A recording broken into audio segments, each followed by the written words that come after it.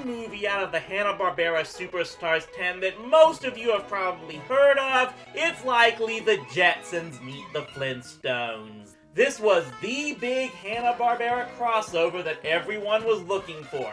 Probably one that had been written in fan stories for quite a while before this. So, what type of story did Bill and Joe manage to put together in order to have these two families from different sides of the timeline finally meet?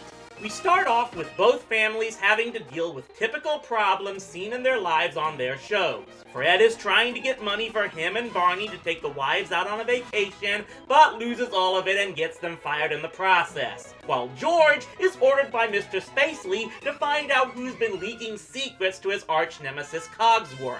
But everything takes a temporal detour when Elroy's time machine sends the Jetsons a million years back into the past and then proceeds to send the Flintstones into the future. So of course now both families have to live in time periods they're not used to, but they find themselves succeeding in different ways. George becomes a celebrity in Bedrock because of his futuristic technology, while Spacely sees the Flintstones as his meal ticket to finally beating Cogswell.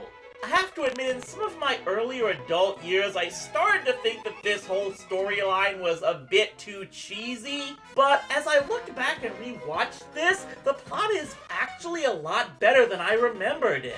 Even though a lot of it does center on the corporate espionage plot in the future, both families do get equal time in showing how they must adjust to their new temporary lives. And of course, they come together in the end to finally resolve that ultimate conflict. And it's done in a way where everyone clearly learns how to trust and understand one another. There are also some really good messages in this thing about how fame and fortune aren't always everything, as well as remembering where your real home is and who your real friends are. The animation is slightly better than the quality of the original shows, as is the case with most of these movies, but the thing is, when Hanna and Barbera were at their best, they made sure the characters, comedy, and stories made up for the animation. Even though the Jetsons was designed essentially because of the success of the Flintstones, both families did always have their differences to make them unique, which is another thing that Bill and Joe really don't get a lot of credit for. They may have looked like they just rolled out copycats all the time,